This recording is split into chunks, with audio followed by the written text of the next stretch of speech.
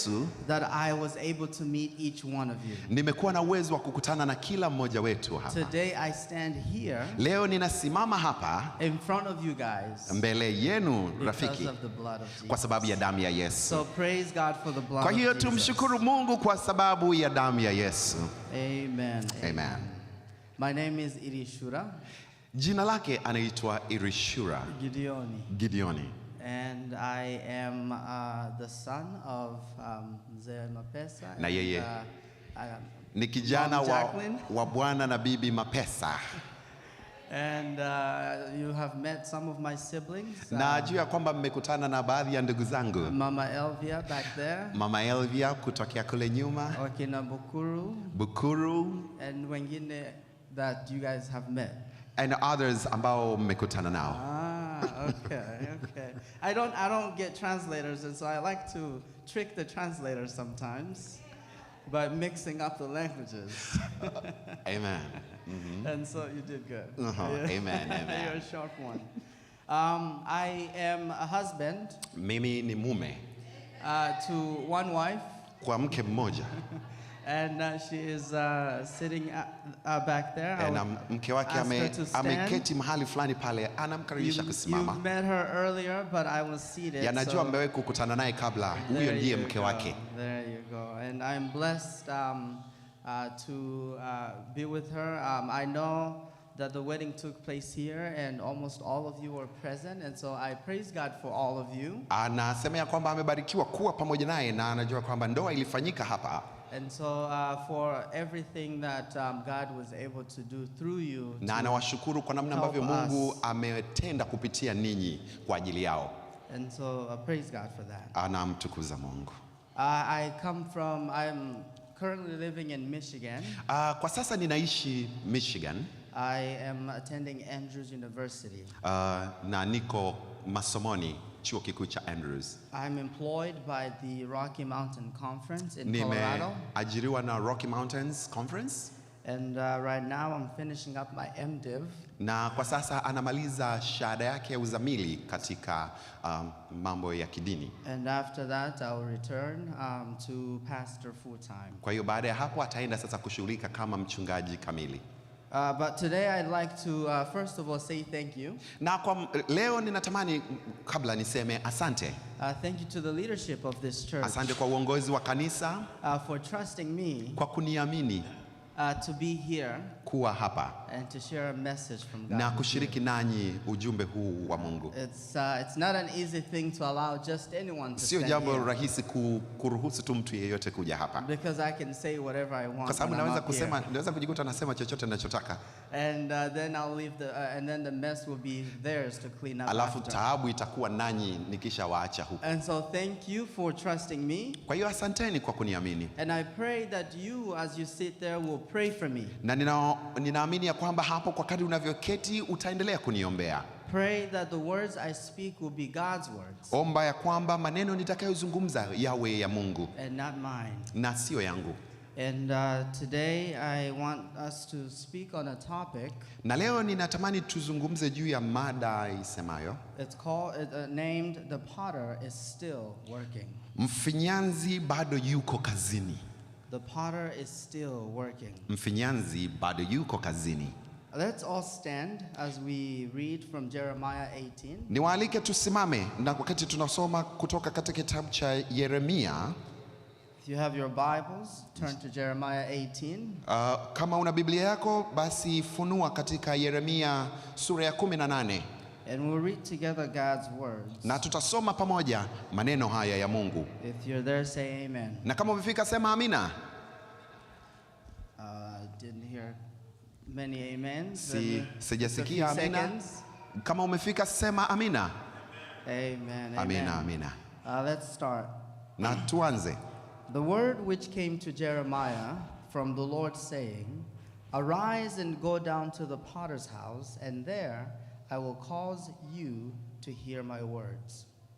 Then I went down to the potter's house, and behold, he wrought a work on the wheels. And the vessel that he made of clay was marred in the hand of the potter.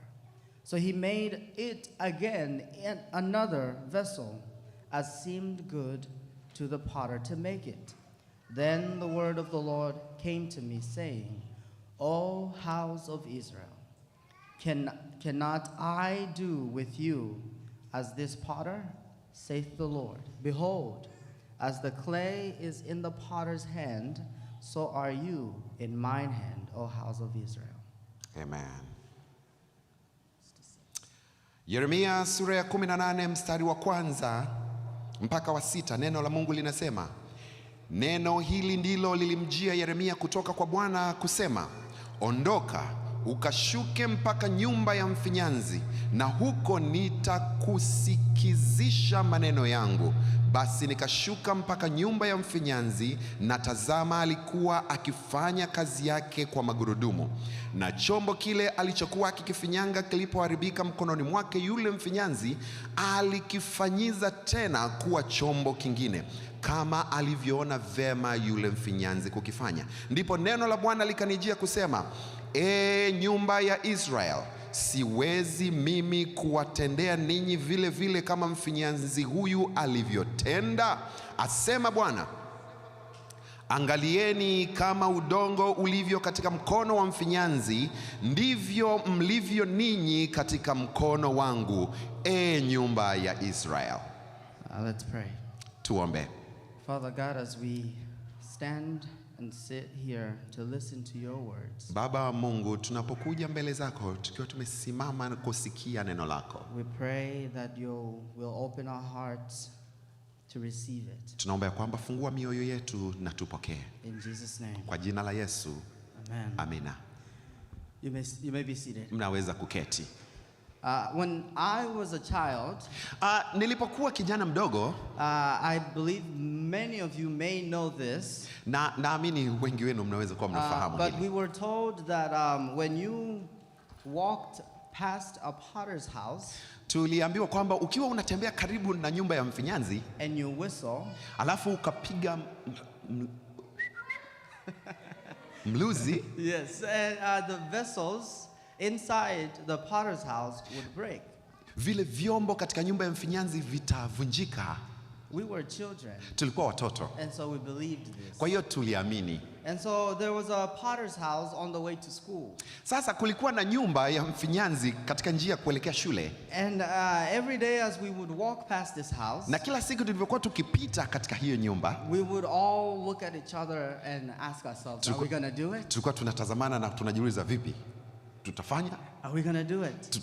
Tufanye tusifanye? But we would all be scared Lakini mwisho wa siku tulikuwa tunaogopa, because we were kids. kwa sababu tulikuwa watoto. And we knew that if one of the adults caught us, Na tulijua kwamba akitokea mtu mzima akitudaka, we would be in trouble. tutakuwa kwenye taabu. And so we would be scared every day. Kwa hiyo tulikuwa tunaogopa kila siku. And then one time, Na ilikuja siku moja, one of us dared, mmoja wetu alithubutu kutenda kitendo. and he said, I'm going to do it. Alisema, leo ninafanya. And we were all ready.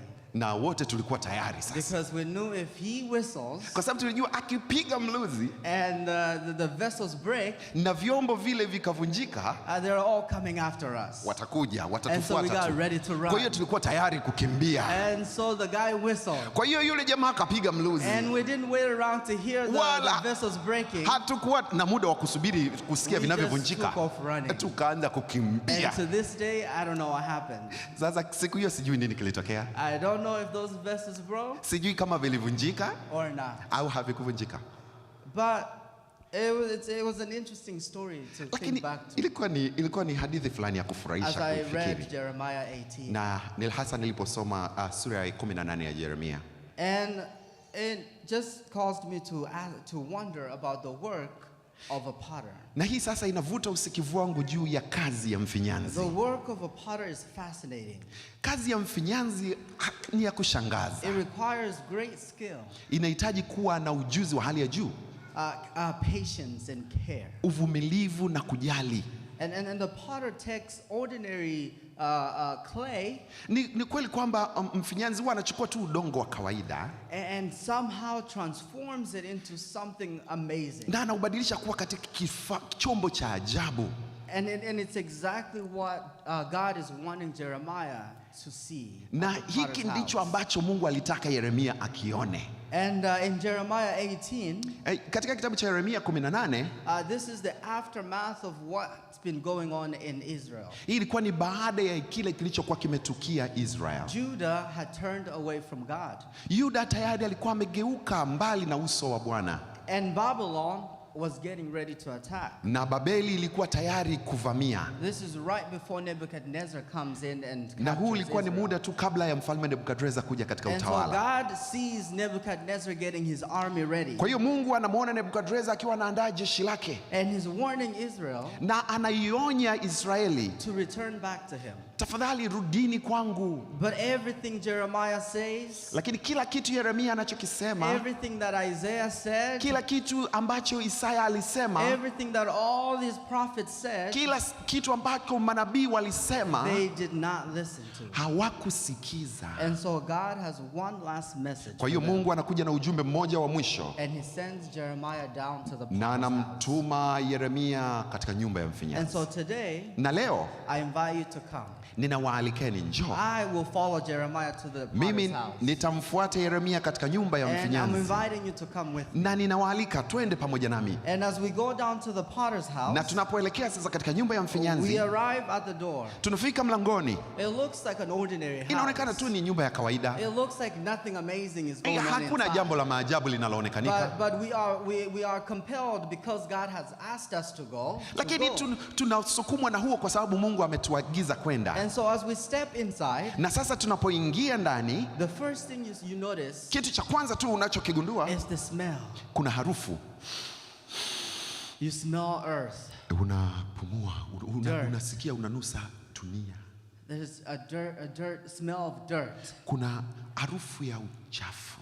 And it's filled the whole room. Na hiyo ipo imezagaa chumba kizima. But before you focus too much on the smell of earth, lakini kabla hujazingatia ile harufu iliyoko mle ndani, you look around, unatazama huku na huku, and you see all the beautiful vessels. Na unaona vyombo vizuri ajabu. The potter has arranged them on the wall. Mfinyanzi amevipanga vizuri ukutani. Can you see it? Je, unaona hiyo? We are in the potter's unajaribu house. kuona, tuko katika nyumba ya mfinyanzi. And we're looking around, we see all the vessels. Na tunatazama katika kuta, kutazama huku na huku. We see finished vessels. Na tunaona vyombo ambavyo tayari vimekamilika. We see vessels that are still in the process. Tunaona vingine ambavyo bado vinaendelea kufinyangwa. We see big vessels. Tunaona vyombo vikubwa. And we see small vessels. Tunaona na vidogo pia. But that's not all. Lakini hivyo sio yote. As we are still looking around, tukiwa bado tunaendelea kuangaza, our eyes come down. Macho yetu yanashuka chini. And on the floor, na pale katika sakafu, we find a man. Tunamuona mtu. And this man is sitting in front of a wheel. Na huyu mtu amekaa mbele kabisa ya. And this wheel is spinning. Na hii mashine yake inazunguka. It's spinning. Kinazunguka. And on this wheel, na katika hiko chombo chake cha kufanyia nani akafanyia kazi, we see the man grabbing the clay. Tunamuona huyu mtu akishika udongo. And he places it on the wheel. Na anaweka pale katika ile chombo, mashine yake. And then he begins his work. Na anaanza kazi yake. We see his hands as they press into the clay. Tunaiona mikono yake inavyoendelea, inaingia na kutoka katika ufinyanzi. He's very gentle. Na anaenda tu taratibu. Because if he does it too rough, kwa sababu akiwa tu randomly, the clay will break. Ni kweli kwamba kile chombo kitavunjika. And so he's very gentle. Kwa hiyo anakwenda kwa umakini. And he begins the work of transforming this clay. Na anaanza kazi sasa ya kubadilisha udongo into something magnificent. Katika kitu cha kupendeza. And this is where God wants us to be. Na hiki ndicho Mungu anachotaka tuwe. God wants us to learn something from Mungu this. anataka tujifunze kitu kutokea hapo. And so we're going to go back a little bit. Kwa hiyo tutarudi nyuma kidogo. Because as we are here in the potter's house, kwa sababu tunapoendelea kudumu katika hii nyumba ya mfinyanzi, Jeremiah has asked the potter. Yeremia ameshamuuliza sasa mfinyanzi, how does this process work? Hii kazi mchakato wake ukoje? How do you know what clay to grab? Unajuaje kwamba ni udongo upi sasa ndio ni uchukue? And the potter has responded, and we're all here, we're listening. Na mfinyanzi anasema tuko hapa na unasikiliza. And the potter says, na mfinyanzi anasema, well, I go and grab clay. Ninakwenda nitachukua na udongo. It's no special clay. sio wa maajabu, It's clay. ni udongo. And when I grab the clay, Na baada ya kuchukua udongo, it's not perfect. na hauko kamili, It hauko has kamili. rocks in it. Ndani yake kuna mawe It mawe, has grass mixed in. kuna nyasi, It has all kinds of impurity. kuna takataka na mixed in. uchafu wa aina nyingi katika udongo And so huo. it's not pure, perfect clay. Sio udongo msafi uliokamilika. But I don't discard it just because it's not perfect. Na si utupi eti kwa sababu una hivyo uchafu. I still grab it. Bado ninauchukua hivyo hivyo ulivyo. Because once I start working on it, Kwa sababu nitakapoanza kuutumia, it transforms into something else. utabadilika kuwa kitu kingine kabisa. And that was Israel's condition when God found. Na hiyo ndio ilikuwa hali ya wana wa Israeli wakati When God found Abraham. Mungu anapompata Abraham. Abraham was a liar. Ibrahim alikuwa mwongo. Abraham was not perfect. Ibrahim hakuwa mkamilifu. Abraham lied that his wife was his sister. Ibrahim alidanganya kwamba mke wake ni dada yake. And then we move forward Na to tunaenda Jacob. mbele kidogo mpaka kwa Yakobo. And Jacob deceived his brother. Yakobo anamrubuni kakaye. And then we move forward to David. Tunaenda mbele tunamkuta Daudi. We find David committing adultery. Nao Daudi unamuona tena anashiriki dhambi ya We find uzinzi. David murdering. Tunamuona Daudi akiwa muuaji. And so these are not perfect people. Kwa hiyo si mkamilifu, But hawako si yet kamilifu hawa watu. these are the people that God chooses. Lakini hawa ndio watu ambao Mungu aliwachagua. This is the clay that the potter decides. Huu ndio ule grab. udongo ambao mfinyanzi anaamua kuuchukua. And yet God still chooses them. Na bado Mungu anawachagua hao. Even with their imperfections. Hata katika kupungua He kwao. did not choose them again because they were perfect. Hakuwachagua kwa sababu walikuwa wakamilifu. He chose them Aliwachagua because he loves them. kwa sababu aliwapenda. The prerequisite, Na hivi ni vigezo vya awali. the prerequisite to being chosen by God Vigezo vya awali kabisa kuchaguliwa na Mungu is not wealth. sio utajiri, It's not power. sio mamlaka, It's not education. sio elimu, It's not high status. sio hadhi ya juu. It is only because of love. Ni sababu moja tu, upendo. And it is not your love for God. Sio upendo wako kwa Mungu, It is God's love ni for upendo you. wa Mungu kwako. Let's look at John 15:16. Sasa tuende katika kitabu cha Yohana, The book of John 15, Yohana 15, verse 16. 16 fungu. The Bible tells us, you did not choose me, but I chose you. Neno la Mungu linasema si ninyi mlionichagua mimi bali mimi ndiye And niliwachagua I ninyi. appointed you that you should go and bear fruit. Na ninawaagizeni ya kwamba muende na kuzaa The matunda. Bible has told us that God has chosen you. Biblia inatuambia ni Mungu ndio God aliyekuchagua, has chosen me, ndio aliyenichagua mia, even with all the imperfections, pamoja na kupungua kwangu kote, even with all my struggles, pamoja na taabu zangu, even with all the sins that I've committed. pamoja na dhambi zote ambazo God nimetenda. has chosen me. Mungu amenichagua, And he did not wait until I was clean. na hakusubiri mpaka niwe mkamilifu He didn't msafi. wait until I have stopped and stopped sinning. Hakusubiri mpaka hapo nitakapokuwa nimeacha kutenda But dhambi. the Bible tells us in Romans 5:8, Biblia inatuambia katika kitabu cha Warumi sura ya 5 fungu la 8, 5:8 Romans, 5 fungu la 8, but God demonstrates his own love bali Mungu aonyesha pendo lake towards us yeye mwenyewe kwetu sisi, in that while we were yet still sinners, tulipokuwa tungali wenye dhambi, Christ died for us. Kristo alikufa kwa ajili yetu. And so it is not your perfection that causes God to Kwa hiyo love you. sio ukamilifu wako ndio unamfanya Mungu The akupende. Bible is very clear Biblia iko wazi, that it was while you were still imperfect, ilikuwa ni wakati ule ambao ulikuwa bado while you were mchafu, still the clay with lumps, trees, grass, ukiwa and udongo wenye kila aina ya takataka. the potter chose you. Mfinyanzi alikuchagua. You may say, God, but pastor, I still struggle. Unaweza kusema mchungaji, bado ninapambana. It doesn't matter. Haya haijalishi, God has chosen you. Mungu amekuchagua. You may say that, pastor, but I've made so many mistakes. Unaweza kusema pastor, nimefanya makosa If mengi. I started listing them, there's no books in the world to fill them. Nikianza kuzitaja hizi nikwambie hakuna mahali zinaweza kutosha. But God has said he still chose you. Lakini Mungu anasema bado amekuchagua. Jesus calls calls you as you are. Yesu anakuita kama ulivyo. I'll say that again. Jesus calls you as Narudia you kusema, are. Yesu anakuita vivyo hivyo ulivyo. Lakini he does not leave you as you are. hata kuacha kamwe kama ulivyo. After the potter chooses the clay, Baada ya mfinyanzi kuchagua udongo ule, he tells us anatuambia that he has to remove the impurities. anahitaji kuondoa takataka zote.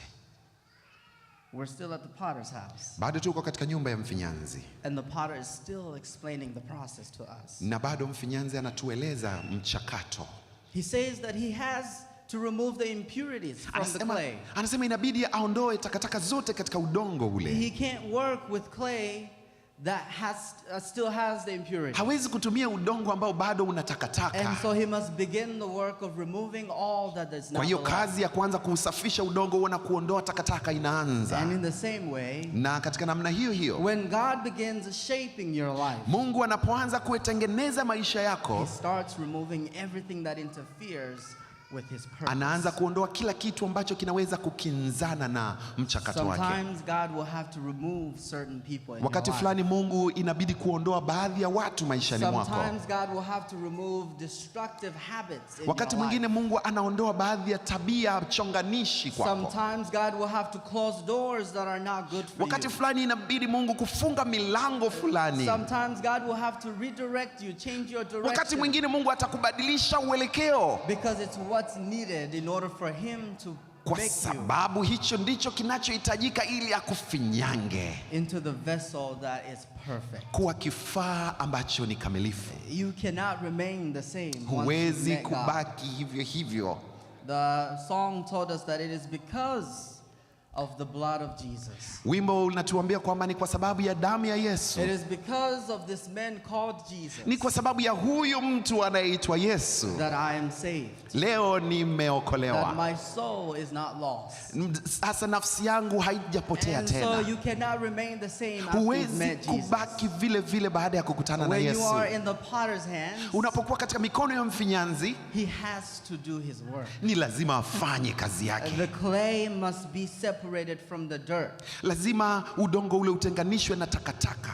And that is why you sometimes may no longer fit in comfortably in places you used to be. Na ndio maana wakati fulani unajisikia kama si sawa, hapa si kama mahali nilikozoea kuwepo. Because God has called you and his work in you creates a difference. Kwa sababu Mungu mwenyewe anafanya kazi yake katika namna fulani ya utofauti. I remember when I was in high school. Nakumbuka wakati huo nikiwa shule ya secondary. I was with undesirable friends.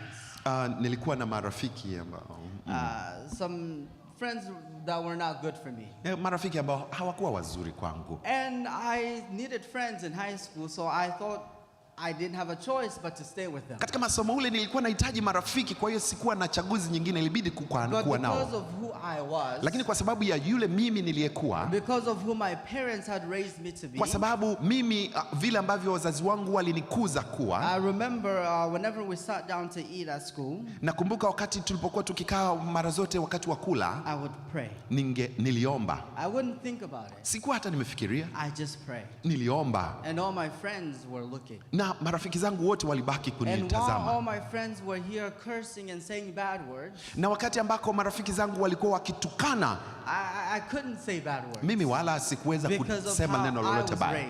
Kwa sababu hivyo ndivyo nilivyokuzwa. And so and while they were engaged in all these other bad things, kwa hiyo hata kama walikuwa wakijihusisha katika mambo mabaya, it was hard for me to engage in this thing. Haikuwa rahisi mimi kujifungamanisha nao. But of course over time, lakini kwa kadri muda ulivyoenda, you become desensitized. Unaanza kujikuta unaanza kubadilishwa. And you begin to say, you know what, it's not a big problem. Na unaanza kuona kuchukulia okay, si jambo baya. And so one time, na ilikuja mara hii, I'm with my friends. Niko na rafiki zangu sasa. And they're all talking, they're joking around. Na tulikuwa tunazungumza, tunataniana. And I wanted to be like them. Na nilitaka kuwa kama wao sasa. And so I say a bad word. Kwa hiyo nikasema neno baya. And I thought I was cool.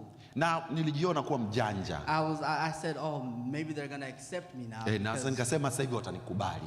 Because I talk like them now. Kwa sababu sasa nazungumza kama wao. But it was in that moment Lakini ilikuwa ni that all my friends, na wakati huo sasa ndio marafiki zangu wote, the bad friends, marafiki wabaya, they told me no. ndio wakaniambia hii hapana. You can't say bad. Huwezi kusema maneno mabaya. And I was like, why not? Na mimi nikajiuliza vipi kwani? You guys say bad words. Nyie mnasema maneno haya. But they said no, you're not like us. Wakasema no, hapana, wewe sio kama sisi. You can't say bad words. Huwezi kusema maneno mabaya. And it was in that moment ilikuwa wakati huo that I learned that ndiko nikajifunza ya when God kwamba has called you to be somebody different, Mungu anapokuita kuwa mtu wa tofauti, even the people around you, hata watu wanaokuzunguka God will use them. atawatumia. Even the bad ones, Hata hao wabaya God will use them atawatumia to remind you kukukumbusha of who He has called you ya to kwamba wewe ni nani yule be. aliyekuita. And so don't try to be like Kwa everybody hiyo else, usijaribu kujifananisha na wengine, because God has called you to be kwa different. sababu Mungu amekuita kuwa wa tofauti. He is removing all the things that does not belong, Anaondoa vitu vyote ambavyo havitakiwi kuwa hapo kwako, so that He can shape you ili sasa akuumbe into the vessel He desires. na kuwa kifaa kile anachokitamani kuwa. The next thing that the potter tells us Jambo jingine ambalo mfinyanzi anatuambia, is that as long as the clay is on the wheel, kwa kadri ambavyo ule udongo upo katika chombo, I will continue to work on it. nitaendelea kukifanyia kazi. As long as the clay remains on the wheel, Kwa kadri ambavyo udongo unadumu pale katika I will mashine, continue to work on it. nitaendelea The kuutengeneza. clay must then be placed on the wheel, Lazima udongo uwekwe and pale then the wheel turns, na chombo kizunguke, and the clay spins, na udongo nao unazunguka. and the potter applies pressure. Kwa hiyo mfinyanzi anaweka nguvu kidogo, And to the clay, everything may appear out of control. na katika wakati huo udongo, kila kitu kinaonekanika kuwa sio As you're sawa. looking at this clay, you're like, there's no way this clay is going to become anything Na unapotazama tu beautiful. katika ule udongo unasema haiwezekani huu udongo kubadilika. But the potter's hands never leaves it. Lakini mikono ya mfinyanzi kamwe haitauacha udongo No ule. matter what you may feel, Haijalishi kwa namna gani utajisikia, no matter how what you may think, haijalishi nini utafikiria, God still wants to work on you. Mungu bado anataka You may kukutendea feel like, kazi. oh, there's no way. I mean, God, it's been what, 50 years? Unaweza kujihisi kwamba no, mimi bwana haiwezekani, miaka 50 sasa. God has been 20 years. Mungu ana miaka 20. God, I've been in church for 70 years. Nimekuwa kanisani kwa miaka yapata 70.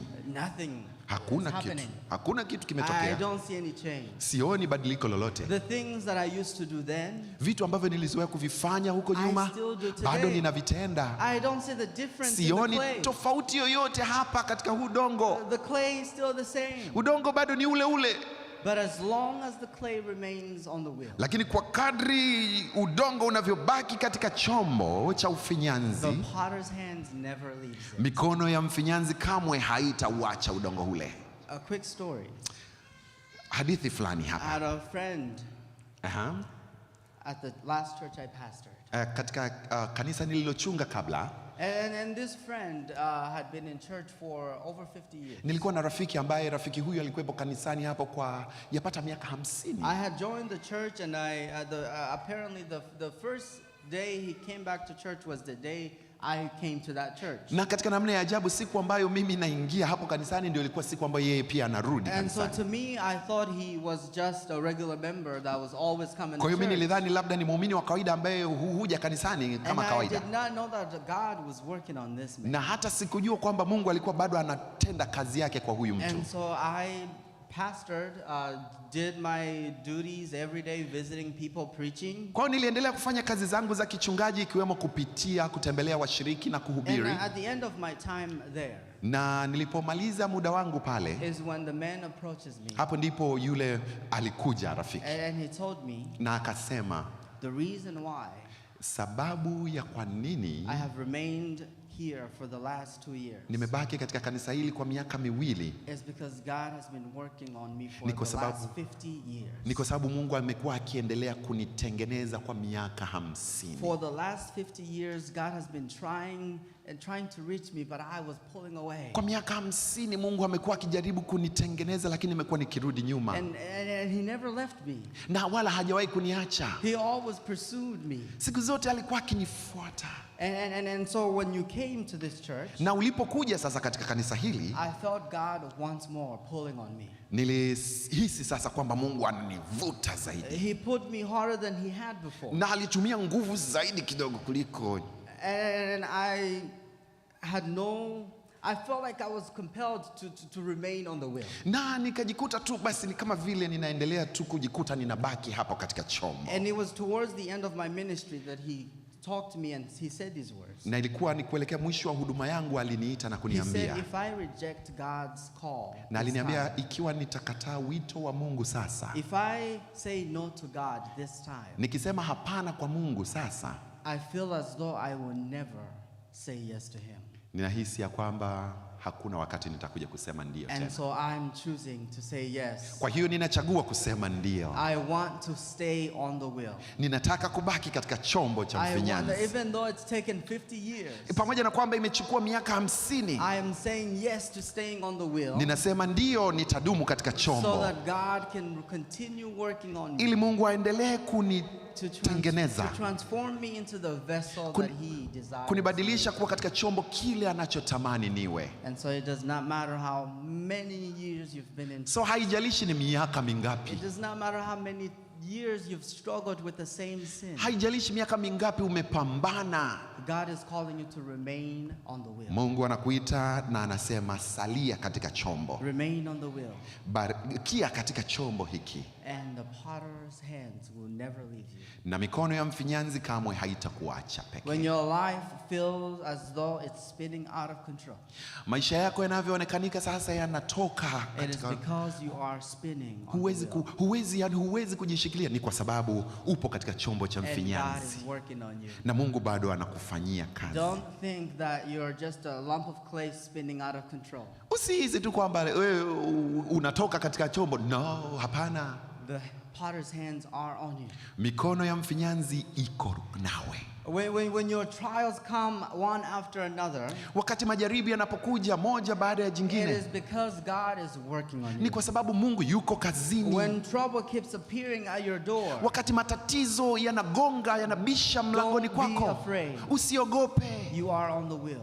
Uko katika chombo cha And the mfinyanzi potter's hands are na on you. mikono ya mfinyanzi iko nawe. He is refining your faith.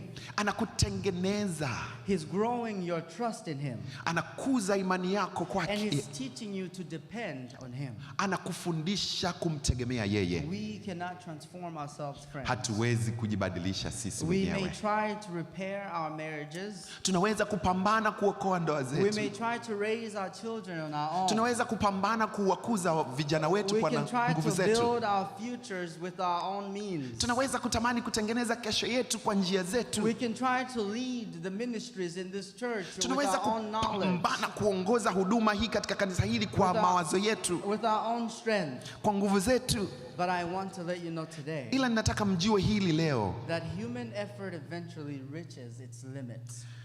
nguvu na maarifa ya mwanadamu ni kitambo tu yanafika mwisho. Transformations belongs to the potter. Mabadiliko yote yanamtegemea And mfinyanzi, if God does not shape the life, na kama Mungu hatayatengeneza maisha yako, the life never becomes what it's meant to be. maisha kamwe hayatakuwa vile yanavyotakikana kuwa. There's something we notice Kuna jambo moja tu liligundua as we are watching the potter at the wheel. tukiwa tunamtazama mfinyanzi katika chombo chake cha ufinyanzi. Remember when we walked in the house, he was working on something. Kumbuka wakati tunaingia pale mlangoni, alikuwa anafanya kazi kwenye chombo, But we saw the thing break. lakini tukaona vile kile chombo kinavyotengenezwa kinavunjika. He was transforming it and creating it and shaping it and doing everything that he does. Alikuwa anafanya kazi yake yote vile kama ambavyo anaifanya, And it broke. lakini kikavunjika. And Jeremiah, and as we all watch, Yeremia, na kama sisi ambavyo tumeona in Jeremiah 18, Yeremia sura ya 18, that verse 4, Yeremia 18 fungu la 4 it tells us, inatuambia, and the vessel that he made of clay was marred na chombo kile alichokuwa kikifanya kilipoharibika in the hands of the potter. mkononi mwake yule mfinyanzi, So he made it again into another vessel, alikifanyiza tena kuwa chombo kingine, as seemed good to the potter. kama alivyoona vema yule mfinyanzi kukifanya. The verse we read in 2 Corinthians 5:17, Kitabu tulichosoma, fungu tulilosoma katika Wakorinto wa pili, the Bible tells us that if any man is in Christ, Biblia inatuambia kama ukiwa ndani ya Kristo he's a new creature. umekuwa kiumbe kipya. The Bible does not say that God fixes. Biblia haituambii kwamba Mungu anarekebisha. It doesn't say that God reforms you. Hasemi kwamba Mungu anakubadilisha. It says that he transforms Anasema you into a new creature. Anakufanya kuwa kiumbe You kipya. become something else. Unakuwa kitu kingine kabisa. I don't know if we got that. Na hiyo ndio kazi ya Mungu. I don't know if we understood that. Sijui kama hapo tumeelewana. You see, many times Umeona, mara nyingi we think that God should fix us. tunafikiri kwamba Mungu anatakiwa aturekebishe sisi. We just want God to apply some bandage on Tunataka Mungu on the atumie bandeji hapa, niweke tu bandeji. we just want God to see a crack and just grab some clay and just put. Tunataka tu Mungu aone kaufa hivi alafu akazibe. But that's not the work of Hiyo God. sio kazi ya Mungu. God does not want to fix what is already here. Mungu hataki kukurekebisha kitu ambacho kimeharibika. God wants to transform Mungu you. anataka akufanye kuwa kitu A kingine. transformation is different from a reformation. Sasa iko hivi, yani kuboreshwa ni tofauti na kubadilishwa. The Bible tells us it's a new creature. Biblia inasema ni kiumbe kipya. What does that look like? Unafikiri hiyo imekaaje? You know, before Christ, Kabla ya Kristo, you may be driving a car, unaweza kuwa unaendesha gari. and you're driving, and it's traffic. There's traffic, Na unaendesha na kuna msongamano. and you're just minding your own business, Anaenda wanarudi, wewe uko tuna shughuli zako. and then somebody cuts you off. Nao mtu mwingine ameingia katika barabara yako. How many of you have experienced that? Wangapi mmewahi kuiona hiyo? It happened to me yesterday. You know, the old creature Kiumbe cha zamani wants to do something. Anataka atende jambo. Wants to do something to show that guy Anataka akuoneshe. that you are not someone to mess with. Unataka umuonyeshe kwamba usinichukulie poa. The old creature Kiumbe wa zamani wants to show this guy who's boss. anataka kumuonyesha, okay, mimi na wewe mkubwa nani? Tuonyeshane. And sometimes you step on the gas. Na wakati mwingine unamvamia. And you follow this guy. Na unaanza kumfuata sasa. You follow this guy wherever he Unaendesha, turns. unamfuata anakoenda. Just to show him that he messed up. Kwa sababu unataka umshikishe adabu. You want him to feel guilty for what Unataka he did. ajisikie hatia kwa kila You want alichokifanya. him to feel shame for Unataka what he aone did. aibu kwa yale aliyoyafanya. This is the old creature. Huyo ni kiumbe wa zamani. The new creature that God is talking Kiumbe about here. kipya ambacho Mungu anakizungumzia hapa. In this creature, Huyu kiumbe, when somebody cuts you off, mtu anapokatiza kwako, you say, may God bless you. utasema Mungu akubariki. May God protect you. Mungu akutunze. May God keep you safe. Mungu akufanye kuwa salama. You don't wish any harm upon them. Hautamwombea mabaya ya mkute. Is this a changed creature or is this a new creature? Okay, mnafikiri huku ni kubadilishwa au kuboreshwa? Kubadilishwa. This is a new creature. Huyu ni kiumbe kipya. And this is what God wants to do Na hiki for you ndicho Mungu anataka kufanya kwa ajili yako and for me. na mimi pia. God is not interested in me just stopping a habit. Mungu si kwamba anataka tu wewe uache tabia fulani. God is not interested in me just fixing a past mistake. Ya wala sio kwamba uache kufanya mambo uliyozoea kuyafanya kwa nyuma. God is interested in a new life. Mungu anatamani uwe na maisha mapya. If your finances are broken, if your finances are broken, na kama umeporomoka kiuchumi, remain in the potter's hands. Baki katika mikono ya mfinyanzi. If your marriage or family is broken, kama familia, ndoa yako imevunjika, remain in the potter's hands. Baki katika mikono ya mfinyanzi. If your heart is heavy with anxiety, depression or helplessness, ikiwa moyo wako umesongwa na mazito ya ulimwengu huu, remain in the potter's baki katika mikono ya mfinyanzi. There are no safer hands. Hakuna mikono mingine salama. There are not more loving hands. Hakuna mikono mingine yenye upendo than the hands of God. Zaidi ya mikono ya Mungu. So give him your broken pieces. Mpe hivyo ulivyovunjika, mpe yeye. And rest in his hands. Alafu pumzika katika mikono yake. And watch him transform your life. Na tazama vile ambavyo anabadilisha maisha yako. Church, kanisa, the clay never tells the potter how it should be shaped. Udongo kamwe hawezi kumwambia mfinyanzi jinsi gani ufanywe. I'll say that again. Nitasema tena. The clay never tells the potter how it should be shaped. Udongo haumwambii mfinyanzi nataka unifinyange namna hii.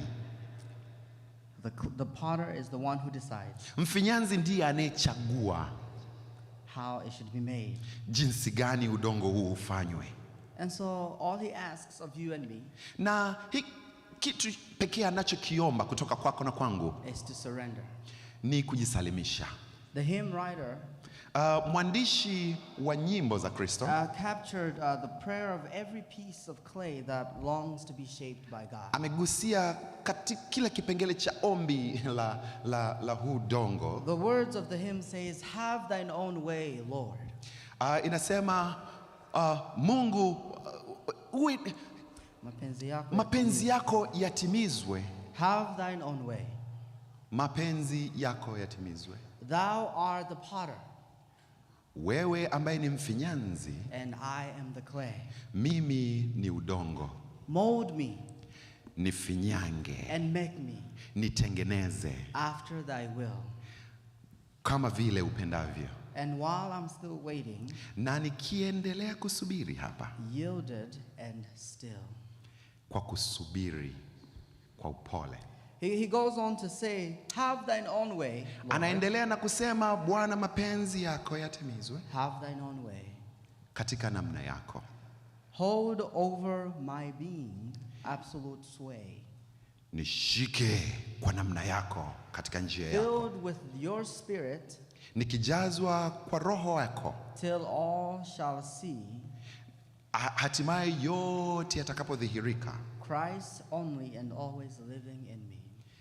Yesu pekee ndiye aonekane katika maisha yangu. Friends, that is God's desire for you and me today. Rafiki zangu, hilo ndilo tamanio la Mungu katika maisha yetu. He does not simply want to repair our brokenness. Si kwamba anataka tu kuboresha vile tulivyoharibika. He wants to create us into new creatures. Anataka kutuumba upya kuwa kiumbe kipya. He wants to shape us so completely that the world no longer sees us. Anataka kututengeneza katika namna tofauti kabisa na vile ambavyo ulimwengu unatuchukulia. But sees Christ living in us. Na Kristo ndiye aonekane akiishi kwetu. Jeremiah tells us that when the vessel was marred in the potter's hand, Yeremia anasema wakati ambapo kifaa kile kilivunjika mikononi mwa mfinyanzi, he did not throw it away. Hakukitupa. He made it again. Alikitengeneza tena. I know sometimes we may feel as though we are broken and we are in pieces. Najua kuna wakati huwa tunahisi kwamba tumevunjika na tuko vipande vipande. I know sometimes we feel like we are broken beyond repair. Wakati fulani tunafikiri kwamba tumevunjika kiasi kwamba hatuwezi tena kutengenezwa. Sometimes we feel like we've been at this for so long that God wakati is done with mwingine us. tunahisi kwamba tumekwenda mbali kabisa kiasi cha kwamba Kristo hawezi tena kushughulika nasi. And maybe you've been resisting the potter. Na wakati fulani huenda umekuwa ukipingana na mfinyanzi. And maybe you have stepped off the wheel and wanted to do your own thing. Na huenda umetoka katika chombo cha mfinyanzi na unafanya mambo yanayokupendeza. And perhaps life has left you feeling broken and unusable. Na huenda maisha yamekufanya ujione kwamba wewe huna maana. But the potter is still working. Lakini ni kuhakikishie mfinyanzi bado yuko kazini. And his hands are still reaching for you. Na mikono yake bado iko nawe. And if your desire today, na leo tamanio lako, if your desire today is to place your life, na kama ni tamanio lako kwamba maisha yako, to place your life completely into the potter's hand, maisha yako yote kuyaweka mikononi mwa huyu mfinyanzi, I will ask you to stand with me. ningekuomba na kukualika usimame. I will ask you to stand with me as we pray a prayer. Nitakuomba usimame pamoja nami tunapoomba ombi hili maalum. A prayer that echoes the words of the hymn. Ombi hili ambalo linatukumbusha katika maneno ya wimbo huu. Says, Lord, have thine own way. Ikisema, Bwana, mapenzi yako yatimizwe. Have thine own way. Ufanye vile upendavyo. I am the clay. Mimi ni udongo. And you are the potter. Na wewe ni mfinyanzi. We'll pray. Tutaomba. And then we'll have the closing song. Alafu tutakuwa na wimbo wa kufunga. Father God, Baba Mungu, we have heard a word sikia neno that pushes us ambalo linatusukuma to put ourselves in your hands. kuyasalimisha maisha yetu mikononi mwako. At times we may want things to go the way we want in our own lives. Kuna wakati tunatamani mambo yaende kwa vile tunavyotaka katika maisha yetu. And we fear that once we get on that wheel, Na tunaogopa ya kwamba huenda tukijisalimisha katika chombo cha mfinyanzi, things won't go as we want. mambo hayatakwenda kama vile tupendavyo. But we thank you for a message of hope. Lakini tunashukuru kwa ujumbe huu wa matumaini. That in the potter's hands Ya kwamba katika mikono ya mfinyanzi is peace. kuna amani. In the potter's hands Katika mikono ya mfinyanzi is safety. kuna usalama. In the potter's hands Katika mikono ya mfinyanzi there's love. kuna upendo. And there's nothing to be worried about. Na hakuna kitu chochote kitakachotufanya kuhofu. Because you have a purpose for each one of us. Kwa sababu unalo dhumuni kwa kila mmoja wetu. And your purpose is to transform us Na dhumuni lako kuu ni kutubadilisha into new creatures kuwa viumbe vipya that will live out your perfect will. ambao tutaishi mapenzi yako. So God, the decision we've all made today Bwana, kwa maamuzi haya tuliyofanya leo, is that you help us to remain on the wheel, na tusaidie kuendelea kudumu katika chombo, so that you may recreate us ili Bwana ututengeneze upya into a vessel that you so desire. katika kuwa vyombo ambavyo wewe unatamani tuwe. We thank you Tunakushukuru and we love you. na tunakupenda. In Jesus' name we Kwa pray. jina la Yesu. Amen. Amina.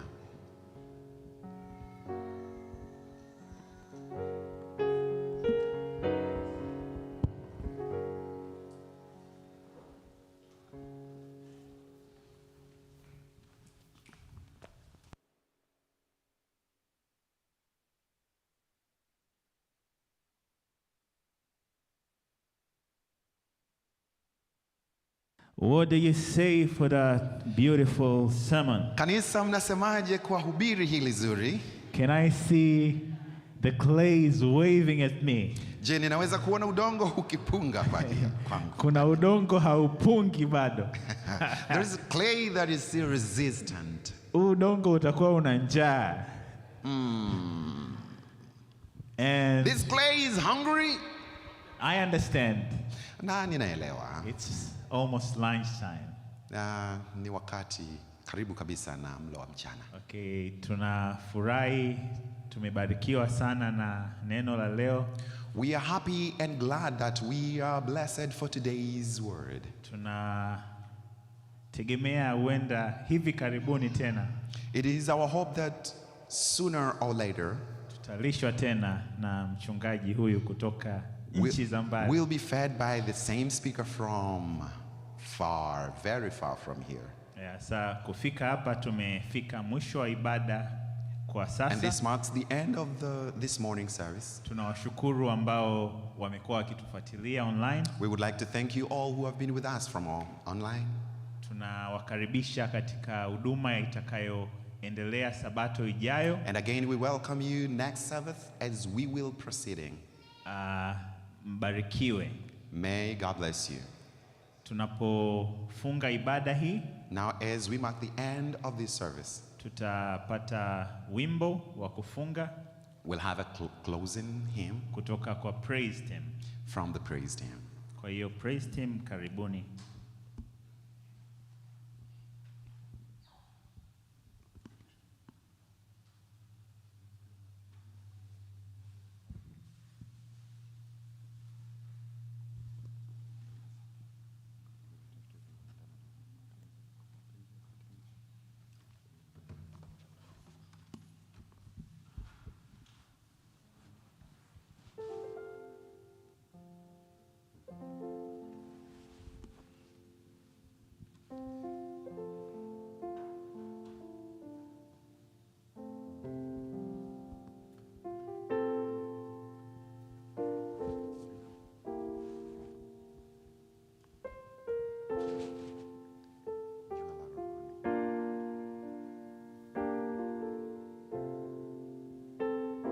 Tutasimama wote na kwa pamoja tutaimba wimbo nambari 93.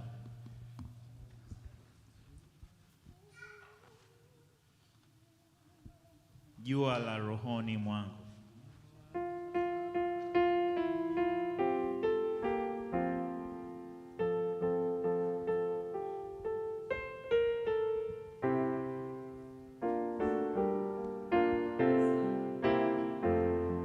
Tuimbe.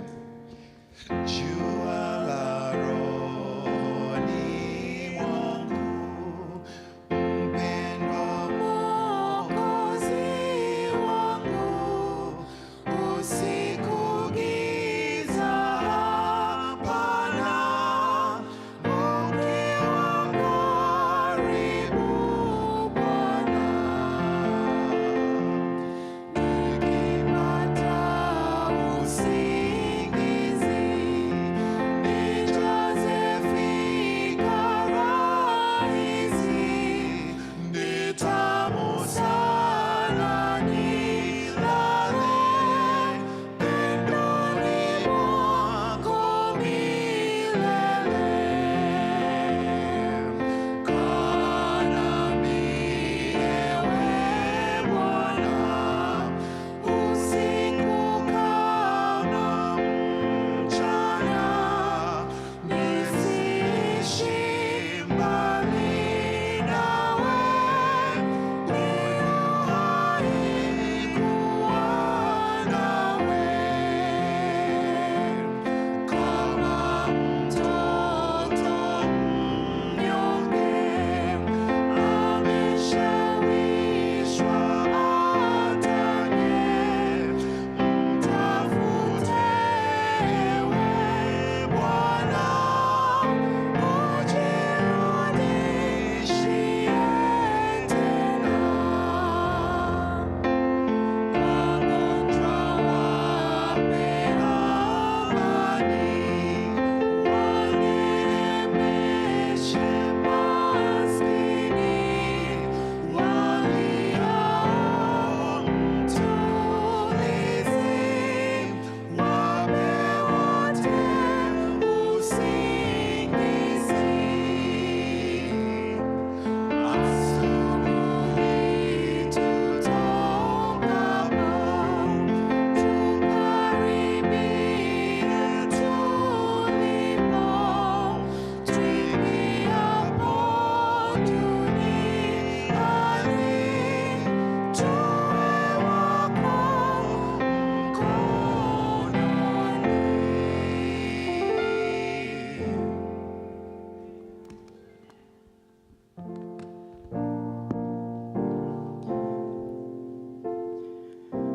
God, as we leave this place, we invite your presence to remain with us and to go with us. Lead us, direct us, and keep us close to you. And may we, as we live here, be seen by others and hear the words, "You have been with Jesus, and I want to know all about him." We pray for the food, and may you bless the hands that prepared it, and as we partake of it, may we experience a blessing. In Jesus' name, amen.